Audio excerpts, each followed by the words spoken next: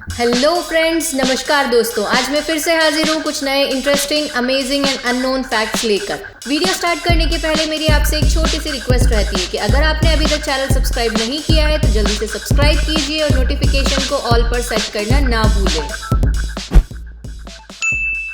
अच्छा चलिए, आप मुझे ये बताइए कि क्या आप में से कोई ऐसा है जिसे नानी या दादी के हाथ का खाना अच्छा नहीं लगता? आई थिंक सभी को लगता है। इनफैक्ट हर कोई ये सोचता है कि उनकी दादी या नानी सबसे अच्छी कुक या शेफ है। इसी जीनियस आइडिया के साथ और काफी अच्छे इमोशंस के साथ जोस कार्वेला ने डिसाइड किया कि क्यों ना एक ऐसा रेस्टोरेंट बनाया जाए जहां पर सभी दादी या नानी ही खाना बनाए। इसीलिए उन्होंने स्टेटन आइलैंड पर एनोटेका मरिया नाम की एक जगह ली जहां पर सिर्फ दादी या नानी ही शेफ्स हैं। क्या आपने किसी ऐसे रेस्टोरेंट का खाना खाया है जहां पर सिर्फ दादी या नानी ही शेफ्स हैं? या आप मेरे साथ एक ऐसी रेसिपी भी शेयर कर सकते हैं जो सिर्फ आपको अपनी दादी या नानी के हाथ की ही अच्छी लगती है।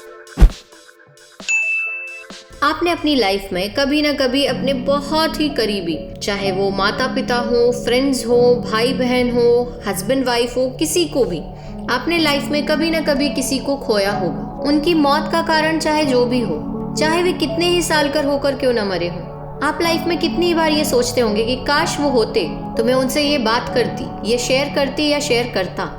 जब भी हम ऐसा कुछ सोचते हैं तो सिर्फ उनके बारे में ध्यान करके अपने आप से बातें करते हैं। लेकिन क्या हो कि अगर आपके पास एक ऐसा टेलीफोन है जिससे कि आप अपने करीबी जो आपसे दूर जा चुके हैं मौत की वजह से, उनसे आप बात कर सकें। सुनने में थोड़ा सा भावुक जरूर लग रहा है, लेकिन जापान के पास एक ऐसा फोन है जिससे कि आप अपने अपनों से बात कर पाते हैं।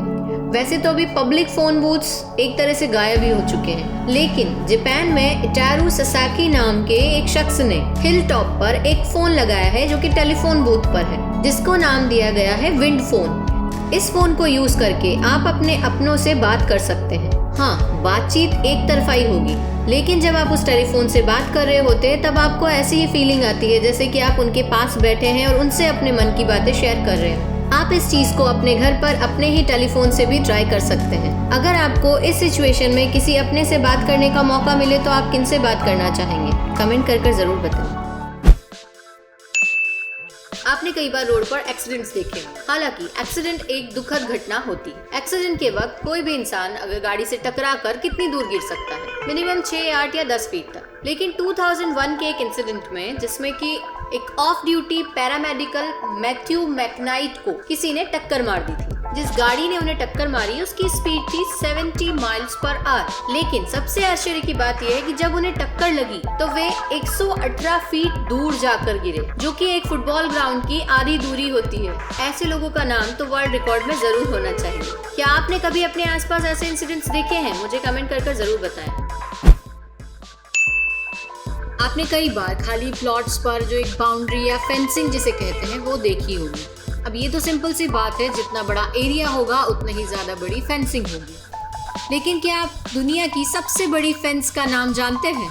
इस फेंस का नाम है डिंगो प्रूफ फेंस। यह फेंस ऑस्ट्रेलिया में है। इस फेंस की दूरी 3500 माइल्स है, जो कि सिएटल और वॉशिंगटन की दूरी से भी ज्यादा है, क्योंकि सिएटल और वॉशिंगटन के बीच की दूरी 3300 माइल्स है और इस फेंस की लंबाई 3500 माइल्स है।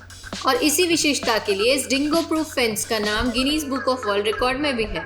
और यह पूरी फेंसिंग 1885 में कंप्लीट हो चुकी थी और इसका नाम डिंगो प्रूफ फेंस इसलिए भी दिया गया क्योंकि यह फेंसिंग कॉन्टिनेंट के फर्टाइल साउदर्न पार्ट से डिंगोस को बाहर रखने के लिए बनाई गई थी।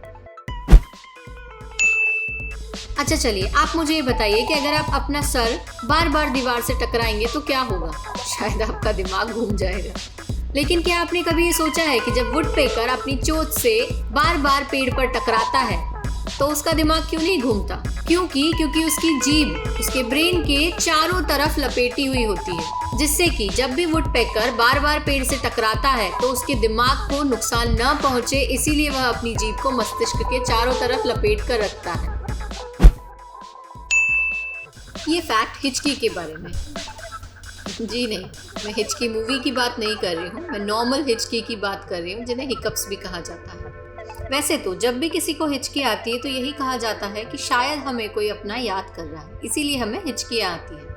तो एज ए रिजल्ट हम अपने अपनों का नाम लेते हैं या पानी पीते हैं या कुछ और खाने से या किसी भी रीज़न से आप अपनी हिचकी को बंद कर पाते हैं। किसी भी शख्स को हिचकी 1 बार, 2 बार, 3 बार या बहुत हुआ तो 5 to 10 मिनट्स तक हिचकियाँ चल सकती हैं।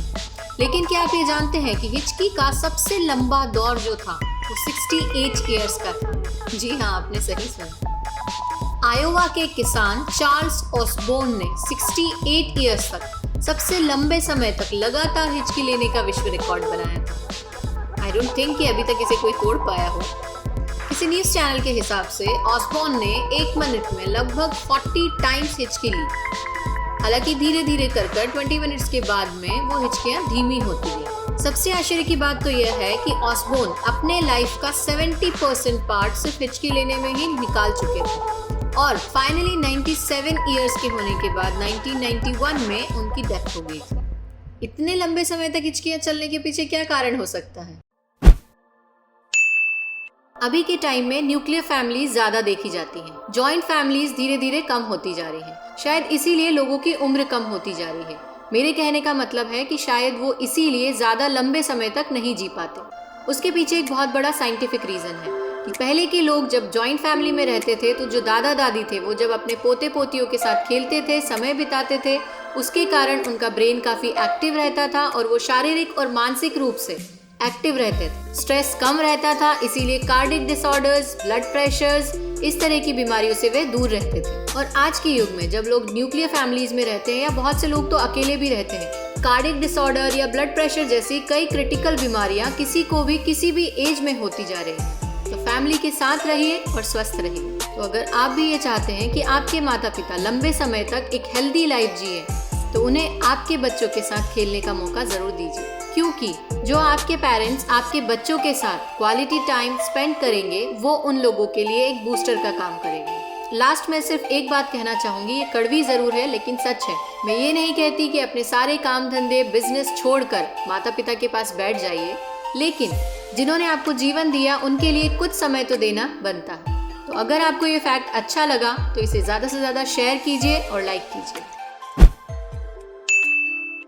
आज के समय में अगर आप किसी के दांत काले देखते हैं तो आप यही सोचते होंगे कि कैसा गंदा इंसान है, अपने दांत साफ भी नहीं रखता। लेकिन आपको ये जानकर हैरानी होगी कि 18th सेंचुरी में इंग्लैंड में काले दांत होना बहुत ही अच्छी बात मानी जाती थी, क्योंकि 18th सेंचुरी में शुगर यानी कि शक्कर को एक बहुमूल्य वस्तु माना जाता था और वो काफी महंगी भी थी। तो शायद इसीलिए सिर्फ रिच लोग जैसे कि क्वीन एलिजाबेथ ऐसे लोग ही चीनी खाना अफोर्ड कर सकते थे और मीठा खाना उन्हें बेहद पसंद था। एज ए रिजल्ट ज्यादा शक्कर खाने के कारण उनके दांत काले हो जाते थे। तो इस तरह से काले दांत होना रिच होने की निशानी है। तो क्या आपने ऐसे किसी काले दांत वाले रिच इंसान को देखा है? कमेंट जरूर कीजिए। तो आज आपने कई अलग अलग तरह के अमेजिंग और अननोन फैक्ट्स देखे। इन सभी में से सबसे इंटरेस्टिंग फैक्ट आपको कौन सा लगा मुझे कमेंट कर जरूर बताइए। हम नेक्स्ट वीडियो में जल्दी मिलते हैं। Till then bye, take care.